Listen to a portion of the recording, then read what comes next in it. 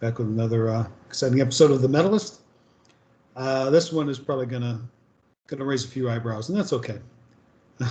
Last time I raised a few eyebrows was when I did the one about bands that I don't like as much as I think I should, or as much as other people think I should, and took some heat for that one. Got to say, it wasn't on my comments, but it was in Facebook. And this one guy referred to me as comic book guy.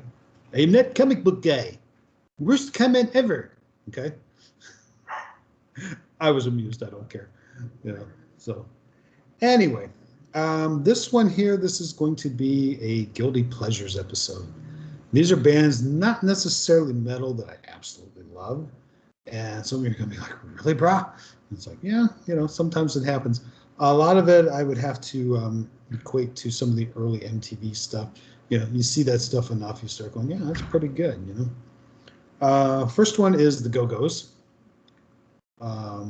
First of all, they're all cute as a button back in the day. Personally, I like Belinda Carlisle when she was not quite so thin, but that's just me. And of course, Jane Wheedlin was a little cutie.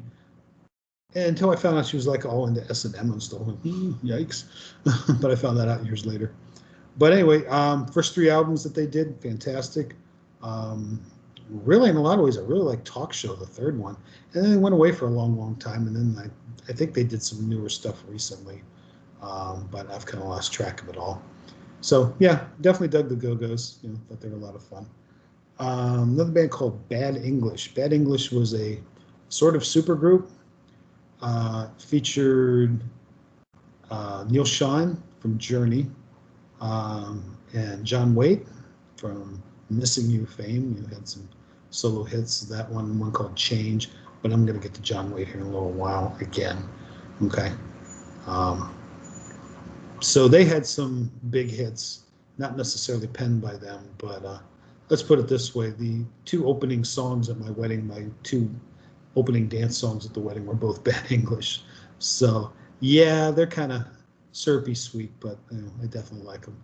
So yeah, Neil Schon was in the band. Jonathan Cain, who was both in Journey and the Babies, was in there, and Ricky Phillips, also from the Babies, and then I think currently he plays bass with Styx, at least the last I heard. Styx is kind of a guilty pleasure as a little side note. You want to check out something really cool. Well, there's 2 DVDs I've seen of Styx that I thought were really cool. One, they do Grand Illusion and Pieces of 8, the 2 albums all the way through, which was very cool. And then they did one, and I wish I'd have seen this. I didn't know it was happening, or maybe I wasn't in town at that point. I don't remember. And it was recorded at Blossom Music Center, Cuyahoga Falls, in Ohio. And they did it with the Contemporary Youth Orchestra, which I think is in Cleveland. And so they did the show with this, kids orchestra, and it's really good. It's a really good show. I recommend either one of those. I know the Contemporary Youth Orchestra one you can find on Tubi if you're into that. I know it's on there for sure. I've seen it on there. So yeah, check those out. Anyway, that's a little side note actually. So we'll call that one an honorable mention. So again, Bad English. Definitely like them a lot. Only had the 2 albums that I know of. I don't think they did anything else. They had the debut album, which was just self-titled, and then they had one called Backlash, and apparently there was some backlash, so they didn't put out any more. Another one, Simple Minds. Now, they're mostly known for the big song in The Breakfast Club, Don't You Forget About Me, but they had a lot of good records, and this was one I have to attribute to my buddy Scott from college. Shout out to Scott on that one. And a lot of my sort of non-metal leanings of any kind, mostly he was responsible for. And any metal that he likes, I was probably responsible for. But yeah, we had a good time swapping tunes back in the day. But yeah, Simple Minds in particular, I really liked an album they put out that you might want to check out called Sparkle in the Rain. It was a super good record. And another band I would say that I like because of Scott is a band called Squeeze. Now, Squeeze had a big hit called Tempted. That was another MTV staple. And Paul Carrick was the singer on that one. And he later on was in Mike and the Mechanics, which was an offshoot of Genesis. But again, another band, Squeeze, has a bunch of good records. So totally recommend them. Check those guys out. Next one. Yeah, I admit it. This is another one from the MTV era. Duran Duran. Sorry. I think they had a lot of good songs. Sure, they were poppy. Sure, they were all glammed out. What do they call that? New romantic or something like that. I saw Duran Duran at Peabody's when it was still down in the flats in Cleveland.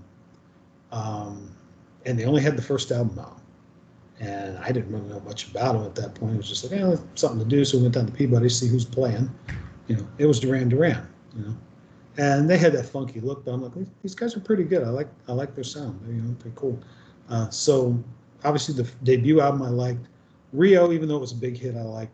Seven and the Ragged Tiger, that got a little much for me. I didn't really follow that very much. But then, they sort of had a part where a couple of the guys left and they were down to a three-piece, and they did an album called Notorious. That was pretty solid. Liberty was pretty solid. And then I don't remember, I think the guys came back, and then they had a self-titled album like years later. They had a pretty popular song called Ordinary World.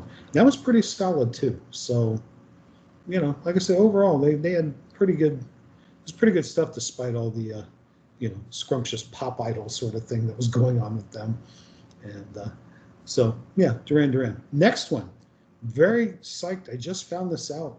I think it was yesterday. They made a movie about this next band, and I'm psyched.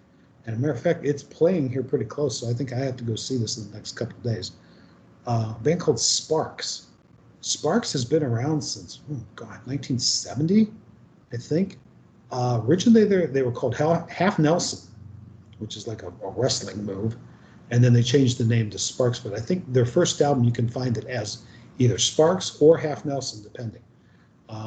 First album was produced by Todd Rundgren. At the time, Todd Rundgren was only in his maybe early 20s when he produced that. And a couple years later, he produced We're an American Band. And I think he's only like 21. So Todd Rundgren was probably still a teenager. And, like I say, Todd is just an amazing guy in himself. So, but, I could probably do a whole show on him. But Sparks was way ahead of the curve as far as electronic stuff. Them and a German band called Kraftwerk. Kraftwerk is a little more like the forerunner to Rammstein, but not quite as heavy, but sort of the same sort of vibe to them. So again, very cool stuff.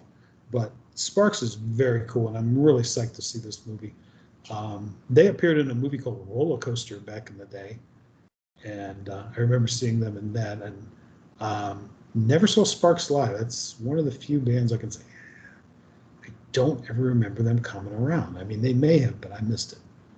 So, and I imagine if they would have, it would have been like at the Agora or something like that. But their big period was an album called Come On to My House, which I always thought was kind of funny. They had a song in there called This Town Ain't Big Enough for the Both of Us. Check that out. It's a really goofy song, but it's catchy as hell. So Sparks, definitely one of those bands. Another one from the early 80s because of MTV was Split Enz. And like I said, 6 months in a leaky boat, I Got You, One Step Ahead, History Never Repeats. They had a bunch of videos, and it kind of got me hooked. And then I went back to some of their earlier stuff, which is a little more, I don't know, for lack of a better term, avant-garde, I suppose. So a little bit weirder. But so the top three, I will not apologize for, because I freaking love all three of them. And the top one, you're just going to be going, whoa, seriously, bro? Well, first one, Sweet, or The Sweet. Love, love, love The Sweet. Best pop songs, I think, ever. Some of them were written by a team called Chin and Chapman, who produced a lot of the records, and some of them were written by the band themselves. But yeah, super, super, super great band. Really enjoyed them. Fox on the Run, of course, Ballroom Blitz, Little Willy Willy, geez, what else? Sweet Fanny Adams, geez, all kinds of good stuff. So good. Sweet FA, as they call it. Gosh. Okay, now, of course, I can't think of any other tunes, but No You Don't, which was actually covered by Pat Benatar. She does a pretty good version of that. Yeah, just a lot of great stuff. Love Is Like Oxygen, fantastic riff on that one. So yeah, if you're not familiar with The Sweet, check them out. Like I said, probably Fox on the Run was the favorite back in the day. Had the little 45, all that kind of stuff. All right. Second from the top, The Psychedelic Furs. This is another one from my buddy Scott. The Psychedelic Furs actually came and played at our college. It was during finals week, of course. I didn't care, I still went. And I own all their records. Have seen them I don't know how many times. They're probably best known for the song Pretty in Pink, which is in the movie Pretty in Pink. But yeah, just they were great, just start to finish. Totally different from pretty much most everything I listened to. But really, really, really like them a lot. Actually met their bass player, Richard Butler. Richard Butler and Tim Butler is the bass player. Richard Butler is the singer. Got it. Okay. But Tim Butler was actually in town one time with Stiv Bators from the Dead Boys. And Stiv used to come to gigs for my band. And he brought Tim down to the show one night. And I'm looking at this guy and I'm looking at him. I go, "Are you Tim Butler?" He goes, "Yeah." I'm like, "Oh, man." So I love the Furs. And we got to talking to him. I said, "What are you doing here in Youngstown with Stiv?" You know, he says, "Oh, my wife's from Boardman," which was like right around the corner. I'm like, who'd have thought, right? So yeah, that was pretty interesting. And then number one, hands down, far and above everybody else, totally admit it, the Babies. I freaking love the Babies. Best pop band ever. So good. And that's John Waite's band before he became famous with Missing You and all that stuff. But they were great. They were so great. They had 5 albums, got them all, love them all. They actually have an album that was kind of like outtakes and stuff called the official unofficial Babies album. I still have it on vinyl. A couple times I've seen it like on eBay on CD, and I go to order it and I'm like, oh no, we don't have it. I'm like, well, what do you got this ad up for? Come on. So would love to pick that up at some point. But like I say, so John Waite was in the Babies, the drummer, and the guitar player, Tony Brock and Wally Stalker. They ended up working with Rod Stewart for quite a while after the Babies broke up. The Babies actually broke up at E.J. Thomas Hall in Akron, Ohio in 1981. And I guess a couple shows prior to that, John fell off the stage and broke his leg. So he was doing the show in a wheelchair. And at that time, Jonathan Cain was in the band. He had come into the band a couple albums prior. And like I said, they were touring for their 5th album, On the Edge, which unfortunately they were on the edge. And as the story goes, I saw the Babies. They opened for Journey in 1980 for the Evolution Tour for Journey. And Jonathan Cain was part of the Babies at that point, but Greg Raleigh was getting ready to leave Journey. So when Greg left Journey, I guess Neil Schon contacted Cain and said, "Hey man, what do you think about joining up?" So Jonathan approached John, let's keep it straight, and said, "Hey man, I've been offered a gig with Journey." And Waite pretty much at that point kind of figured the Babies are over. Yeah. And he just told me, said, "Hey man, go for it." So he did. So Jonathan Cain went over to Journey, and he took a song that he had been writing, and he had shown to John Waite. John Waite didn't like it, and he showed it to Neil Schon, and Neil's like, "Huh, too bad for John Waite." So allegedly that song was Open Arms. Yeah, kind of a big hit, right?